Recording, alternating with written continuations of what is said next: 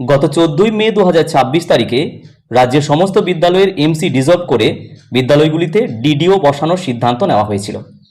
এবার ডিডিওর মাধ্যমে বিদ্যালয় পরিচালনা করতে অনেক অসুবিধার সম্মুখীন হতে হয়, সেটা স্কুল এডুকেশন ডিপার্টমেন্টের নজরে আসে এবং এই ডিপার্টমেন্ট ওই অর্ডারকে অগ্রাহ্য করে গত 27/5/2026 তারিখ প্রত্যেক বিদ্যালয়ে অ্যাডমিনিস্ট্রেটর বা প্রশাসক বসানোর সিদ্ধান্ত নিল। কারণ অ্যাডমিনিস্ট্রেটর বা প্রশাসকের মাধ্যমে সাধারণত বিদ্যালয় পরিচালনা করতে কোনো ধরনের অসুবিধা থাকে না। কারণ 215 SE তারিখ 8/3/2018 এই যে গ্যাজেট, এই অনুসারে একজন অ্যাডমিনিস্ট্রেটর বিদ্যালয়ের যাবতীয় কাজে তদারকি বা পরিচালনা করতে পারেন, যেমনটা পরিচালন সমিতি করতে পারে। সুতরাং এক কথায় স্কুল এডুকেশন ডিপার্টমেন্টের এই সিদ্ধান্তকে অবশ্যই স্বাগত জানানো যেতে পারে। এবার আমরা দেখে নেব এই অর্ডার অর্থাৎ 215 SE এই গ্যাজেট অর্ডার অনুসারে একজন প্রশাসক বা অ্যাডমিনিস্ট্রেটর কি কি ক্ষমতা বা ভূমিকা পালন করতে পারবেন বিদ্যালয় পরিচালনা করার ক্ষেত্রে। তা আমরা অরিজিনাল অর্ডার এই কপি, এই যে অরিজিনাল কপি, এই অনুসারে আমরা দেখে নেব সংক্ষেপে, এই ভিডিওর মাধ্যমে আমরা দেখে নেব।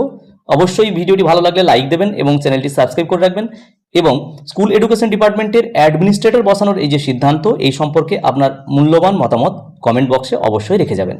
দেখুন 215 SE যে নাম্বার, এটা 8ই মার্চ 2018 এই অনুসারে কলকাতা গ্যাজেট, এই গ্যাজেট পাবলিকেশন অনুসারে 215 SEর কি কি ক্ষমতা একজন অ্যাডমিনিস্ট্রেটরের রয়েছে আমরা সরাসরি এই অরিজিনাল অর্ডারের মাধ্যমে দেখে নেব। আমরা চলে এলাম নিচে। দেখুন 215 SEর রুল 23 এই অনুসারে power and duties of committee or administrator or ad hoc committee of an institute. সুতরাং একটি বিদ্যালয়ের ক্ষেত্রে একটি কমিটি বা এমসি বা প্রশাসক বা অ্যাডমিনিস্ট্রেটর বা অ্যাডহক কমিটি যদি থাকেন, তার ক্ষমতা কি কি রয়েছে সেটা সরাসরি কিন্তু 215 এই অনুসারে কিন্তু বর্ণিত আছে। আমি সংক্ষেপে এখানে হাইলাইট করা আছে, এই বিষয়গুলি আমি সংক্ষেপে তুলে ধরবো এবং এই 215 SEর 8ই মার্চ 2018 তারিখের যে অরিজিনাল অর্ডার আমি ভিডিও ডেসক্রিপশন বক্সে দিয়ে রাখবো, আপনারা প্রয়োজনে সংগ্রহ করে নিতে পারবেন। প্রথমেই বলা হচ্ছে allow A candidate to join কি পোস্টে, যদি সে প্রথম অ্যাপয়েন্টমেন্ট হয় বা ট্রান্সফার নিয়ে আসে কোনো হেডমাস্টার বা হেডমিস্ট্রেস কোনো পোস্টে জয়েন করানোর জন্য, সেই ক্ষেত্রে একজন অ্যাডমিনিস্ট্রেটর এই ক্ষমতা উনি রাখেন যে একজন হেডমাস্টার মশাইকে কিন্তু উনি জয়েন করাতে পারেন, সে ফার্স্ট টাইমই হোক বা ট্রান্সফারে আসুক না কেন কিন্তু জয়েন করাতে পারবেন।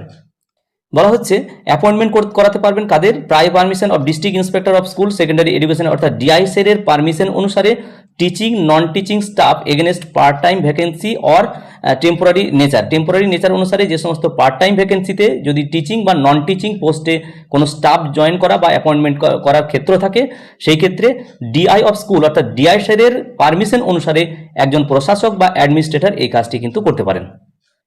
বলা হচ্ছে অ্যাপয়েন্ট করতে পারেন আবার কাদের, ডিআই স্যারের অনুমতি ক্রমে অর্থাৎ প্রায়র পারমিশন অফ ডিআই, ওনার অনুমতি সাপেক্ষে বলা হচ্ছে অ্যাসিস্ট্যান্ট হেডমাস্টার বা অ্যাসিস্ট্যান্ট হেডমিস্ট্রেস যদি নিয়োগ করতে হয়, অ্যাপয়েন্ট করতে হয়, সেই ক্ষমতাও কিন্তু একজন প্রশাসকের দেওয়া থাকলেও উনি কিন্তু ডিআই স্যারের পারমিশন অনুসারে কিন্তু তিনি করতে পারবেন।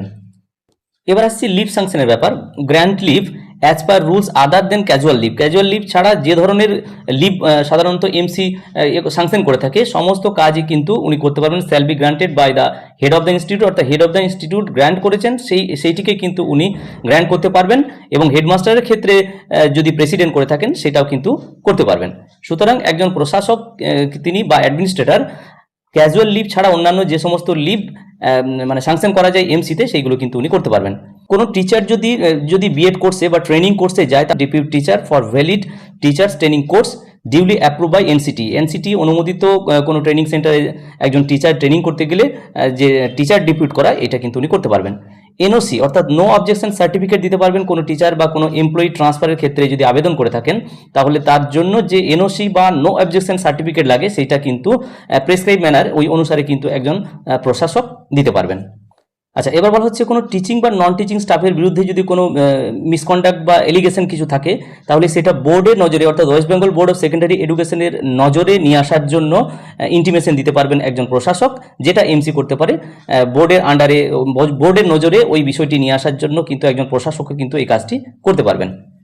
একাডেমিক ক্যালেন্ডার হলিডেজ এই যে প্রিপেয়ার করা এই বা পাবলিশ করা, এই ধরনের কাজ অবশ্যই উনি করতে পারবেন।